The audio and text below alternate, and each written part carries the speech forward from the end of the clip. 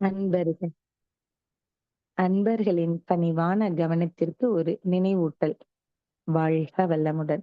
அருள் தந்தை வேதாத்திரி மகரிஷி அவர்கள் தனி மனிதன் அமைதி பெறுவதற்காக உடல் நலத்திற்கு உடற்பயிற்சி, உயிர் வளம் பெற காயகல்ப பயிற்சி, மனம் அமைதி பெற அகத்தவம் மற்றும் அகத்தாய்வு பயிற்சிகளை அளித்துள்ளார்கள். இத்தகைய சிறப்பான மனவளக்கலை எனும் வாழ்க்கை கல்வியை உலக சமுதாய சேவா சங்கம் ஸ்கை யோகா இணைய வழியே 12 நாட்கள் அடிப்படை பயிற்சியாகவும், அதனைத் தொடர்ந்து 4 மாதங்கள் சான்றிதழ் கல்வியாகவும் நம் இல்லம் தேடி வந்து அளித்து வருகிறது. இந்த சிறப்பான செய்தியினை நமது உறவுகளிடமும் நட்புகளிடமும் பகிர்ந்து அனைவரும் உடல் நலத்துடன் ஆரோக்கியமாக அமைதியாக வாழ நம்மால் ஆன சிறு உதவியினை செய்வோம். மகரிஷியின் கனவாம் உலக அமைதிக்கு நம்மால் என்ற சிறு தொண்டினை செய்து குருவின் கனவினை நனவாக்குவோம். மேலும் விவரங்களுக்கு குண்டலினி யோகா .edu.in இணையதளத்திற்கு செல்லவும். வாழ்க வளமுடன். தவத்தினை தொடர்ந்து ஈதல் இசைப்பட வாழ்தல் என்னும் தலைப்பிலே பேராசிரியர் அருள்நிதி எம் சந்திரன் ஐயா அவர்கள் சிந்தனை விளக்கம் அளிக்க இருக்கின்றார்கள். ஐயா அவர்களை நம் அனைவரின் சார்பிலும் அன்போடு அழைத்து அமர்கின்றோம். வாழ்க வளமுடன் ஐயா. வாழ்க வளமுடன் அம்மா, வாழ்க வளமுடன். மிக்க நன்றிகள் அம்மா. வாழ்க வளமுடன். வாழ்க வையகம், வாழ்க வளமுடன். வாழ்க வையகம், வாழ்க வளமுடன். சான்றோர் பெருமக்களே, இன்று நமக்கு மிக சிறப்பாக சாந்திதம் நடத்திய நமது பேரன்பிற்கும் பெருமதிப்பிற்கும் உரிய பேராசிரியர் அருள்நிதி சரஸ்வதி அம்மா அவர்களை நாம் அனைவரும் தவ நிலையிலிருந்து வாழ்த்து மகிழ்வோம். பேராசிரியர் அருள்நிதி சரஸ்வதி அம்மா அவர்களும் அவரது அன்பு குடும்பமும் அருட்பேராற்றல் கருணையினால் உடல் நலம், நீளாயுள், நிறை செல்வம், உயர் புகழ், மெய்ஞானம் ஓங்கி வாழ்க வளமுடன், வாழ்க வளமுடன், வாழ்க வளமுடன். மிக்க நன்றிகள் அம்மா, வாழ்க வளமுடன். அன்புள்ளம் கொண்ட இருபால் மெய் அன்பர்களே, உங்கள் அனைவருக்கும் எனது பணிவான வணக்கங்களையும் வாழ்க வளமுடன் என்ற இனிமையான வாழ்த்துக்களையும் தெரிவித்து மகிழ்கிறேன். இன்றைய நிகழ்வுகள் அனைத்தையும் நம் குரு மகான் வேதாத்திரி மகர்ஷி அவர்களே முன்னின்று நடத்தி தருவாராக. குருவடி சரணம். இன்றைய தலைப்பு ஈதல் இசைபட வாழ்தல். அதாவது குரு எந்த அளவுக்கு நமக்கு ஒரு அருமையான ஒரு பலத்தை கொடுத்திருக்காரு அப்படிங்கிறதுக்கு ஒரு ஒரு 4 லைன்ல குரு சொல்ற ஒரு வாசகம் பாருங்களேன். எல்லையற்ற இறையாற்றல் என் உள்ளும் புறமும் இவ்வுலகும் வானுலகும் எங்கும் நிறைந்துள்ள நல்ல உண்மை நான் அறிந்த நாள் முதலாய் நாவில் நலமளிக்கும் சொற்களையே பேசும் உரம் பெற்றேன் அப்படிங்கிறாரு. அதாவது முதல்ல வார்த்தைகள் நல்ல ஒரு வார்த்தைகள் வர ஆரம்பிச்சாலே அது உள்ளத்திலிருந்து தானே வருது அப்படிங்கிறதுக்கு தான் இந்த ஒரு லைனை நம்ம எடுத்துக்கிட்டோம், மகானுடைய லைனை. ஸோ அப்படி பார்க்கும்போது இன்னைக்கு உள்ள தலைப்பு பார்த்தீங்கன்னா, நமக்கு இதுல 2 ஈதல் இசைப்பட வாழ்தல், 2 சொல்ல கூட நம்ம இதை சொற்களா பிரிச்சுக்கலாம். ஒன்று ஈதல், மற்றொன்று இசை. 2 சொற்களுமே இதுல பார்த்தீங்கன்னா பிணைஞ்சு அப்படி ஒன்னா பிணைஞ்சிருக்குன்னு தான் நம்ம எடுத்துக்கணும். இதுல முதன்மை பெறுவது பார்த்தீங்கன்னா இந்த குணத்துல தாய் குலம்தான். ஒரு அன்னையாக, சகோதரியாக, மனைவியாக இப்படி சொல்லிக்கொண்டே போகலாம். அன்னையின் ஈதலை அளவிட முடியாது. சகோதரிகளாக அடுத்து வருவது மனைவியாக. மனைவியின் ஈதல் தன் கணவனுக்கு, குழந்தைகளுக்கு, பிறந்த புகுந்த குடும்பங்களில் உள்ள உறவுகளுக்கு எத்தனை ஈதல்கள், புரிதல்கள், ஒவ்வொரு நிகழ்வுக்கும் இசைந்து ஏற்றுக்கொண்டு அவள் செய்யும் பணிவிடைகள் தான் எத்தனை எத்தனை. நம் குரு சொல்றாரு பாருங்களேன், ஒரு இடத்துல ரொம்ப மிக அருமையா கொண்டு போறாரு. அதாவது பெண் என்பவள் மனைவி என்பவளை பற்றி சொல்லக்கூடிய சமயத்து காலத்துல அவர் என்ன சொல்லி வர்றாருன்னா, நம்ம நாட்டுல பண்பாட்டின்படி பார்த்தால் பெண்கள் இயற்கையிலேயே தியாகிகள், ஈதல் குணம் கொண்டவர்கள் அப்படிங்கிறாரு. ஏன்னா அவர்கள் கணவன் வீட்டுக்கு வரும்போதே தாய், தந்தை, பிறந்த வீட்டு சூழ்நிலையில எல்லாத்தையுமே திறந்துட்டு தான் வர்றாங்க. திருமண வாழ்க்கையை தொடங்குறதுக்கு முன்னாடியே திறந்து வரக்கூடிய ஒரு இயல்பு அவர்களுக்கு வந்துருது. அப்ப அங்கேயே ஈதல் குணம் இயல்பாவே அவங்ககிட்ட இருக்குன்னு தான் நம்ம சொல்லணும். அந்த அளவுக்கு துறந்த பிறகு இங்கே அன்பை நாடி வந்த பெண்ணுக்கு ஆதரவு கொடுக்க வேண்டியது யாரு? நம்ம தான் அவசியம் அப்படிங்கிறதையும் அவர் வளர்த்து சொல்றாரு. சேர்ந்த இடத்திலே இந்த ஒரு பெரிய உண்மையை உணர்ந்து கொள்ள வேண்டியது ஆண் மக்களுடைய கடமை அப்படிங்கிறது அதையும் சொல்றாரு. சாதாரணமாக ஒரு மனைவி என்ற மதிப்புல வந்து உங்களுக்கு மனைவிங்கிற மதிப்பு மட்டும் கொடுத்தா வந்து போதாது அப்படிங்கிறது தான். பெண்மைங்கிற மதிப்புல, தாய்மை என்ற மதிப்புல எல்லோருக்கும் கொடுக்கக்கூடிய மதிப்பை போல நம்ம வீட்டுக்கு வந்த பெண்ணுக்கும் அந்த மதிப்பு கொடுக்கணும் அப்படிங்கிறது தான் வந்து திருப்பி செய்யக்கூடிய ஒரு ஈதல்னு கூட நம்ம வந்து எடுத்துக்கலாம். அப்போ எல்லாம் சரியா பார்க்கும்போது பார்த்தா சாதாரண ஆணுக்கு ஆண் என்ற நட்பிலே ஒரு எல்லை வரையில் தான் இருக்கும். ஆனால் கணவன் மனைவி உறவில் இருக்கக்கூடிய அந்த பண்பாடு, தியாகம் இதை சரியா உணர்ந்து நடந்து கொண்டமே ஆனால் அதை விட ஒரு பெரிய இன்பம் இந்த உலகத்தில் இருக்கவே முடியாது அப்படிங்கிறார் நம்ம குரு. ஆக மனைவி கணவன் இருவருக்கிடையில நடக்கக்கூடிய ஒவ்வொன்றுமே வந்து ஒரு ஈதல் குணம் தான். அவர்களின் இரு மனங்களும் புரிந்து இசைந்து வாழும் வாழ்க்கை ஓர் மிகப்பெரிய ஒரு இன்பமான வாழ்க்கை தான் அப்படிங்கிறதான் வந்து மகரிஷி நம்ம அதில் சொல்றாங்க. ஸோ அந்த வகையில இப்ப பாத்தீங்கன்னா கொடுப்பது தானே தானம் ஈகை அப்படிங்கிறது நமக்கு தெரியும். இருப்பதை எல்லாருக்கும் பகிர்ந்து கொடுக்கும் மனநிலை கண்டிப்பாக வேண்டுங்கிறார் நம்ம குரு மகரிஷி. இப்போ தாமஸ் ஆல்வா எடிசன் எடுத்துக்கிட்டா அவர் கண்டுபிடிப்பு நமக்கு நல்லாவே தெரியும். அவர் என்ன சொன்னார் அப்படின்னா, அவர் சொன்னது வந்து பார்த்தா ஏற்கனவே நம்ம குரு சொன்னதுதான். அது எல்லாமே இயற்கையினுடைய அமைப்பில் இருக்கு. அதை வந்து வெளியில கொண்டு வரணும் இல்லையா, அதுக்கு அங்க ஒரு உருவம் தேவை. அந்த வகையில அவர் என்ன சொல்றாருன்னா, தாமஸ் ஆல்வா எல்லாம் இருக்கு, அதை வந்து இருக்கிறத நான் உங்களுக்கு எடுத்து அதை காமிச்சிட்டேன் அவ்வளவுதான் அப்படின்னாரு. ஆனா அவருடைய உழைப்பு தான் வந்து அதுல எவ்வளவு இருந்துச்சு. அதே போல மனம் வந்து அவருக்கு எவ்வளவு ஒரு விரிந்த நிலை இருந்ததுன்னா அந்த மக்களுக்காக வேண்டி நமக்காக வேண்டி அவ்வளவு ஒரு ஒரு இந்த பல்ப் லைட் சொல்றோம் இல்லையா, அதை கண்டுபிடிச்சது தானே அவரு. ஆக இதனுடைய வார்த்தைகள் என்ன அப்படின்னா, ரொம்ப அவர் உழைச்ச உழைப்பு அதிகம். ஆனா அவர் சொன்ன வார்த்தைகள் பார்த்தீங்கன்னா ரொம்ப சிம்பிள். ஆக இதனுடைய தத்துவம் என்னன்னா, மனம் நோகாத வார்த்தைகள் வந்து கண்டிப்பா வேணும், இருக்கணும் அப்படிங்கிறது தான். அதுபோல இப்ப நடக்கக்கூடிய இந்த ஈகையில சமயத்துல வரக்கூடியது பாத்தீங்கன்னா, இந்த அன்னதானம் நம்ம அடிக்கடி நம்ம பாக்குறோம். அன்னதானம் அப்படிங்கிறத எந்த அளவுக்கு நம்ம வந்து அதை உணர்ந்து நம்ம வந்து நடத்தப்படுகின்றன அப்படிங்கிறது நமக்கு தெரியும். ஆக அதாவது அங்க பாத்தீங்கன்னா அன்னதானங்கிற ஒரு சாலையில ஆகக்கூடிய உணவு வீணாகுது பாருங்களேன், அது அளவே சொல்ல முடியாது. ஒரு அரிசி பருக்கைக்கு ஒரு எறும்போட ஒரு உழைப்பு வந்து எந்த அளவுக்கு நமக்கு அதுல இருக்கு அப்படிங்கிறது நமக்கு தெரியும்.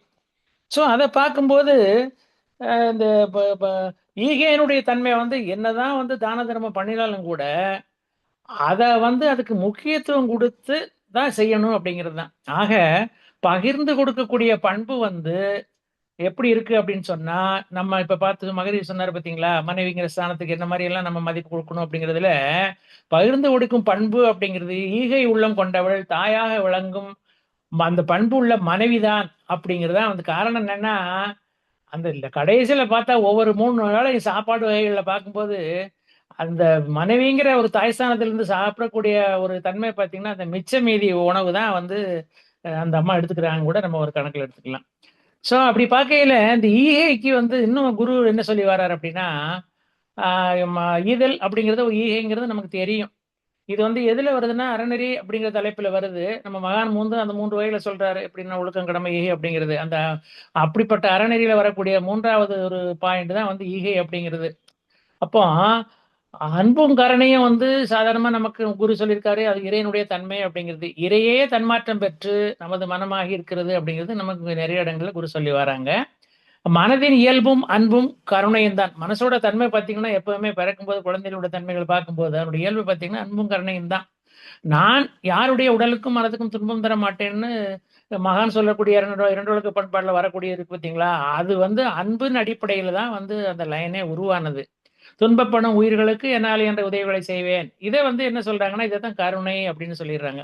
அப்ப 2 பாயிண்ட் சொல்லிடுறாங்க இரண்டு ஒழுக்க பண்பாட்டுல, அன்புன்னா என்ன, கருணை என்ன அப்படிங்கிறது. ஆனா பழக்கத்துல வந்து அன்பு என்ன செய்யுது, பற்றாக மாறிடுது. கருணைங்கிறது என்ன செய்யுது, பாசமாக மாறிடுது. அதனால மனம் என்ன செய்யுது, தனது எல்கையை சுருக்கி கொண்டு தான், தனது மனைவி, தனது குழந்தைகள் என்று எல்லை கட்டி கொண்டிருது. அப்ப அந்த மனதில் இருக்கக்கூடிய தன்மைகள் இருக்கு பார்த்தீங்களா, அந்த மனதை வந்து ஒழுங்கா நம்ம கட்டுப்பாடு, அதாவது மனம் ஆக்சுவலா சிறைப்பட்டு விட்டதுன்னா சொல்றாப்புல. இப்ப அது சிறகடித்து பறக்க முடியாமல் தவிச்சுட்டு தான் இருக்கு, நமக்கு நல்லாவே தெரியுது. எப்போ மனவளக்கலை வர்றதுக்கு முன்னாடி, வந்த பிறகு அதனுடைய தன்மைகள் வேற. வர்றதுக்கு முன்னாடி பாத்தீங்கன்னா இந்த மனமானது இவ்வளவு பெரிய கடல் பரந்த உலகத்தை ரசிக்க முடியாம அது பாட்டு திக்கு முடியாது தான் கிடந்தது.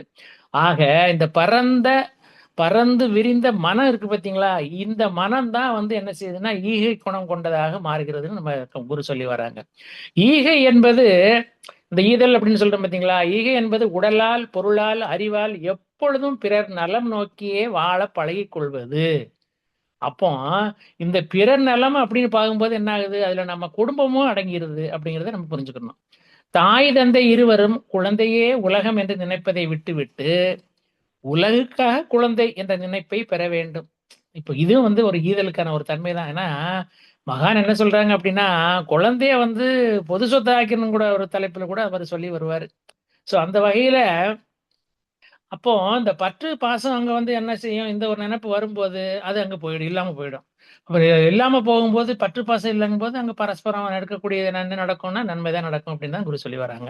பிறர் துன்பம் போக்க நமது உடல் உழைப்பு தேவைப்படுகிறதா?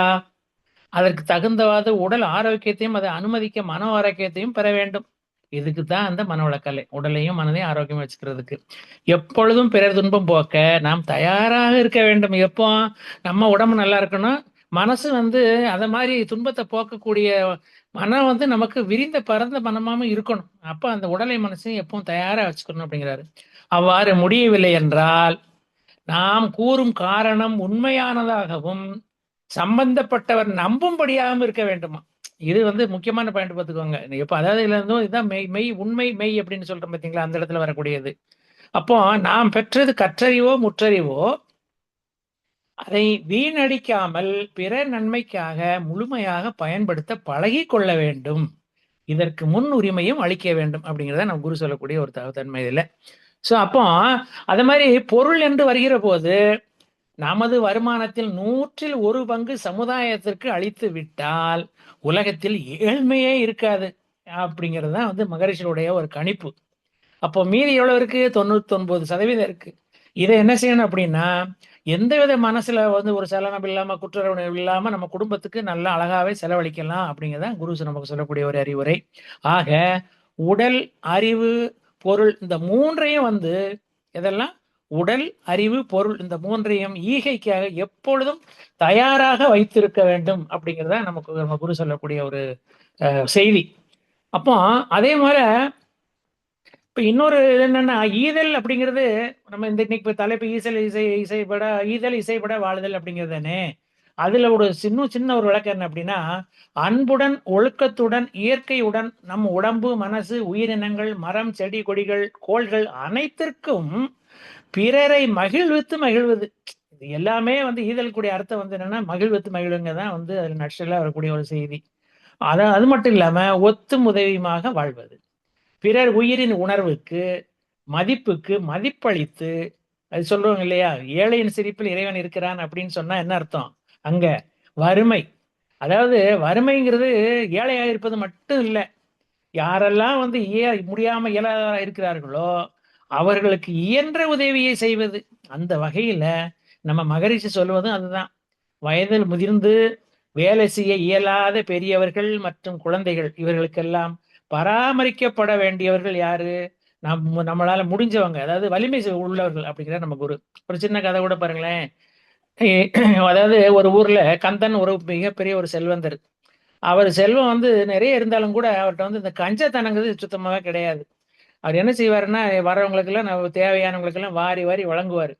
அவருடைய கொடைத்தன்மையை நினைச்ச ஊர் மக்கள்லாம் எப்பவும் போல வந்து கந்தன் வாழ்க வாழ்கன்னு கந்தனை பத்தி ஒரு நல்ல ஒரு வார்த்தையால புகழ ஆரம்பிச்சாங்க. இதுல வந்து ஒரு நாள் வந்து கந்தனிடம் ஒருவர் கேட்கிறாரு, ஐயா ஏன் இவ்வளவு செல்வத்தை அடுத்தவருக்கு கொடுத்து கொண்டே இருக்கிறீர்கள்? ஏன் வந்து இவ்வளவு செல்வத்தை அடுத்தவருக்கு கொடுத்து கொண்டே இருக்கிறீர்கள் அப்படின்னு கேட்டாரு. அதற்கு அந்த கந்தன் என்ன சொல்றாரு? ஈதல் இசைப்பட வாழ்தல் அது வல்லது ஊதியம் இல்லை உயிர்க்கு. யார் சொன்னா இது? நம்ம வள்ளுவ பெருந்தகை. அப்பத்தேவ புலவர் சொன்ன குரல் தானே அப்படின்னு சிம்பிளா சொல்லிட்டாரு. ஈதல் இசைப்பட வாழ்தல் அது வல்லது ஊதியம் இல்லை உயர்க்குன்னு சிம்பிளா சொல்லிட்டாரு. இந்த செல்வம் நிலைத்திருக்க போவதில்லை. ஆனால் நான் தரும் கொடையால் வரும் புகழும் வறியவர்களின் வாழ்த்தும் என் இறப்புக்கு பின்னரும் நிலைத்து நிற்கும். அதுவே நான் அடையும் உண்மையான உயர்வு அப்படின்னு சொல்லி முடிச்சார் இந்த கந்தன். இந்த கதையில உள்ள நீதி என்ன அப்படின்னா, ஈகை கொடை என்பது பசித்தவருக்கு உணவிடுவது, தேவையுள்ளவருக்கு உதவுவது அப்படிங்கிறது என்னுடைய ஒரு அர்த்தம். ஆக இந்த பண்பு வந்து என்ன செய்யும், ஒவ்வொருத்தருக்கும் கண்டிப்பா புகழை தேடித்தரும். இந்த புகழுக்கு இணையாக வேறு எந்த செல்வமும் சிறந்தது அப்படின்னு வந்து நம்ம நினைக்க முடியுமா? நினைக்கவே முடியாது. ஆக ஈகை குணம் தான் வந்து நம்பர் ஒன்னா மேல நிக்கி அப்படிங்கிறதுதான். இதே இது தெய்வ புலவர் வந்து இன்னொரு இடத்துல என்ன சொல்றாரு அப்படின்னா, அதாவது வரியாருக்கு ஒன்று ஈவதே ஈகை மற்றெல்லாம் குறி எதிர்ப்பை நீர துடைத்து.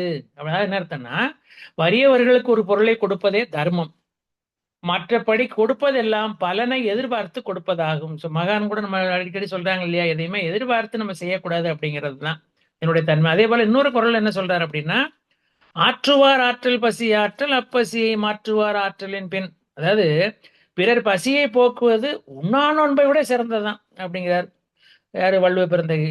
அதே போல இன்னொரு குறள்லையும் கூட என்ன சொல்றாரு அப்படின்னா, அற்றார் அழிபசி தீர்த்தல் அகுதொருவன் பெற்றான் பொருள்வை புலி. அதாவது ஒருவனை அழிக்கும் பசியை நீக்குபவன், பசி வந்து ஒருத்தனை அழிச்சிருன்னு சொல்றாப்புல, அந்த அதாவது ஒருவனை அழிக்கும் பசியை நீக்குபவன் அறத்தை தன் எதிர்கால சேமிப்பாக பெறுகிறான் அப்படிங்கிறாரு. ஒருத்தனுக்கு பசி கடுமையா இருக்கு, இந்த பசியை நீக்கிற அளவுக்கு உதவி பண்ண என்ன அர்த்தம்னா, அது வருங்கால சேமிப்பை விட சிறந்தது அப்படின்னு இந்த குறளுடைய ஒரு தன்மை. அதே போல சுவாமி விவேகானந்தர் கூட ஒரு இடத்துல என்ன சொல்றாருன்னா, அதாவது இந்த இப்ப இப்ப நம்ம சொன்னதுதான், எந்த பிரதிபலனை எந்த ஒரு பிரதிபலனையும் கருதாமல் நாம் இந்த உலகத்தினுள் அனுப்புகின்ற ஒவ்வொரு நல்ல சிந்தனையும் ஈகையும் அங்கே சேமித்து வைக்கப்பட்டு நம்மை கட்டி இருக்கின்ற ஒவ்வொரு சங்கிலியை உடைத்து நம்மை மேன்மேலும் தூயவர்களாக்கி இறுதியில் மனிதருள் புனிதர்களாக ஆக்குகிறது அப்படிங்கிறாரு சுவாமி விவேகானந்தர். அதே இன்னொரு இடத்துல அவர் என்ன சொல்றாரு அப்படின்னா, அதாவது சராசரி மக்களை வந்து கல்வியை பத்தி வரும்போது, கல்வி வந்து என்ன வருது அப்படின்னா, கல்வி வந்து கண்டிப்பா வந்து ஈகை போக்கக்கூடிய குணத்தை அளிக்கக்கூடிய கல்வியாக இருக்கணும் அப்படிங்கிறது தான்.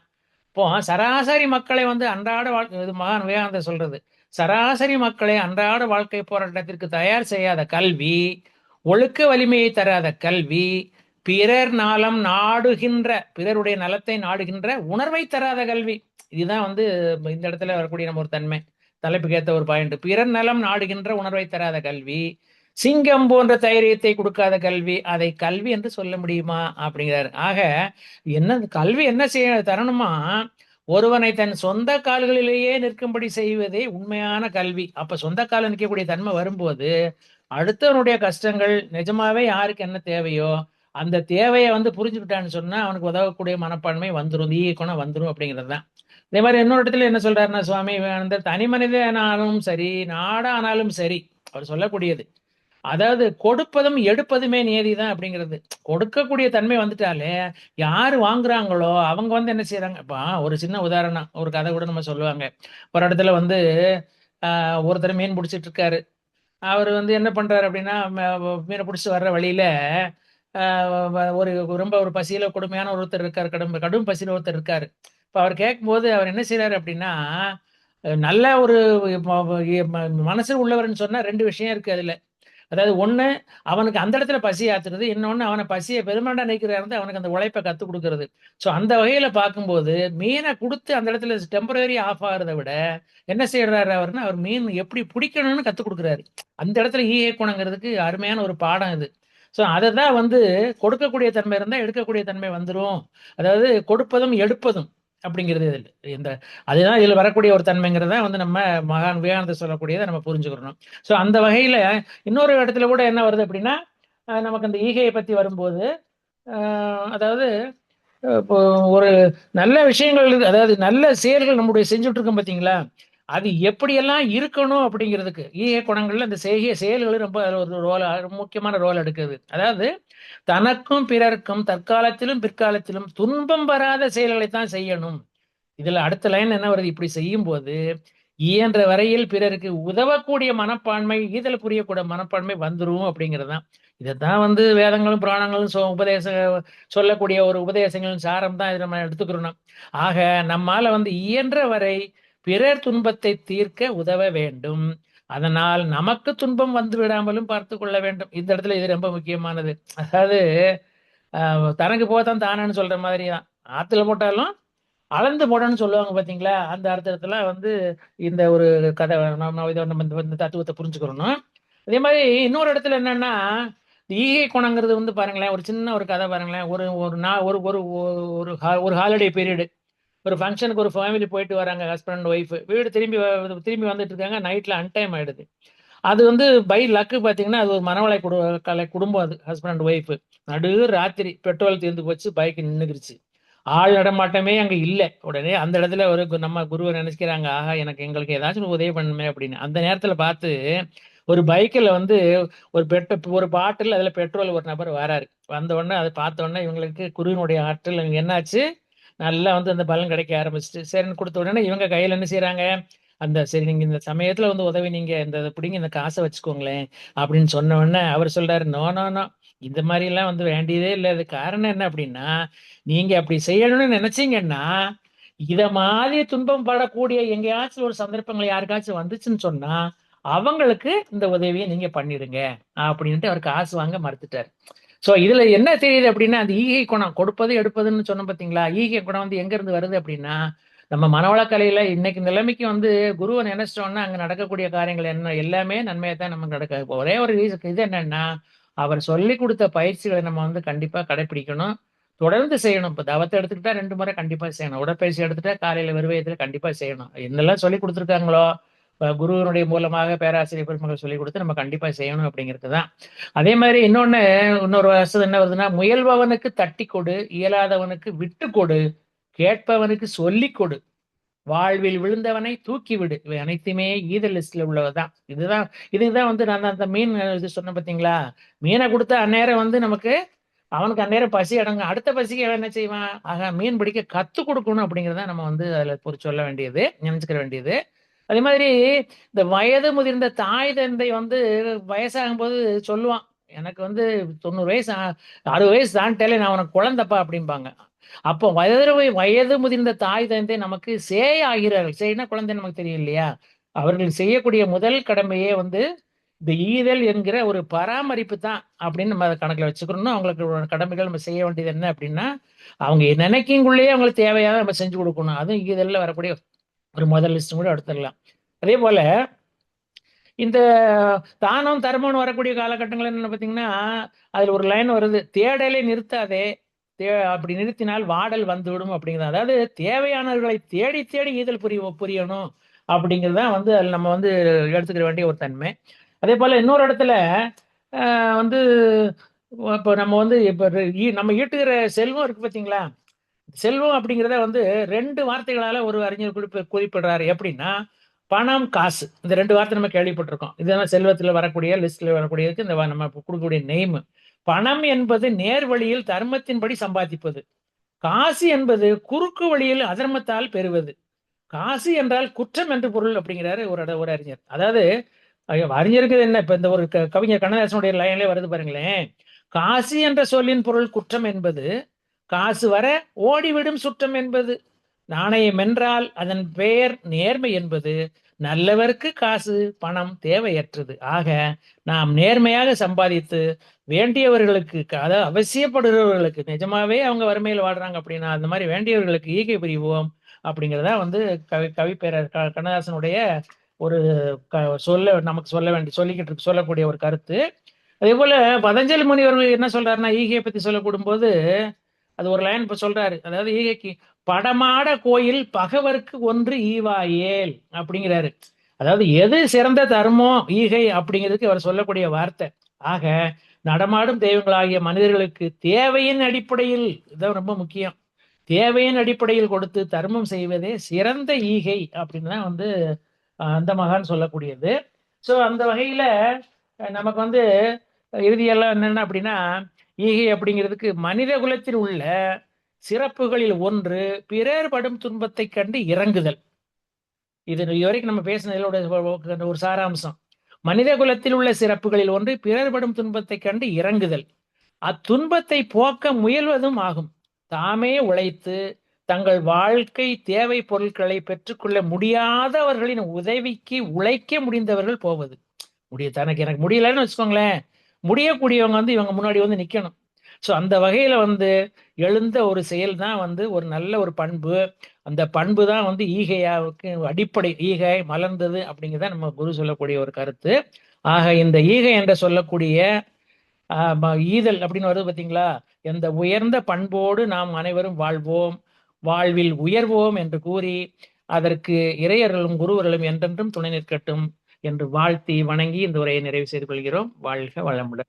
வாய்ப்பளித்த ஸ்கை டிஜிட்டல் சொல்யூஷன்ஸ் அனைத்து பொறுப்பாளர்களுக்கும், இதுவரை செவிமடித்த நல்ல அன்பு உள்ளங்களுக்கும் எனது நெஞ்சார்ந்த நன்றிகளை தெரிவித்து மகிழ்கிறேன். வாழ்க வளமுடன், வாழ்க வளமுடன். மிக்க நன்றிகள் அம்மா. வாழ்க வளமுடன்.